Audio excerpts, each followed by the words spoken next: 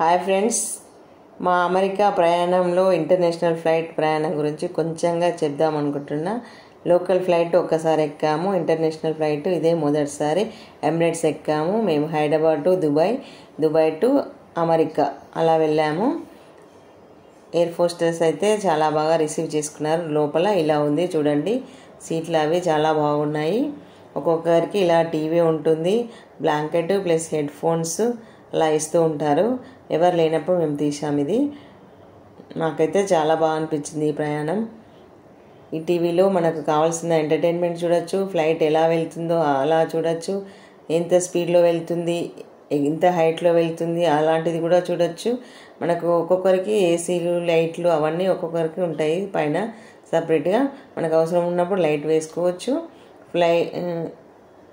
ఇంకా ఏసీ కూడా అవసరం ఉంటే ఆన్ చేయొచ్చు, ఆఫ్ చేయొచ్చు. మనకు బ్రష్ పేస్ట్ లాంటివి కూడా ఇస్తారు, మనం అందులో కూడా చేసుకోవచ్చు.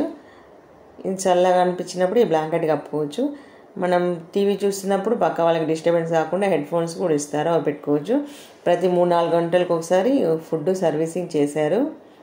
టిఫిన్స్ కానీ లేకపోతే పాస్తా,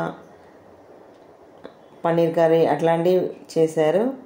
జ్యూసులు యాపిల్ జ్యూస్, ఆరెంజ్ జ్యూస్, ఇంకా థమ్స్అప్లు అలాంటివి కూడా ఇచ్చారు. వాటరు మనకు ఎన్నిసార్లు కావాలంటే అన్నిసార్లు ఇచ్చారు. చాలా బాగానే అనిపించింది ఇంటర్నేషనల్ ఫ్లైట్. అమెరికా ప్రయాణం చాలా హాయిగా ఎంజాయ్గా ఇలా జరిగింది.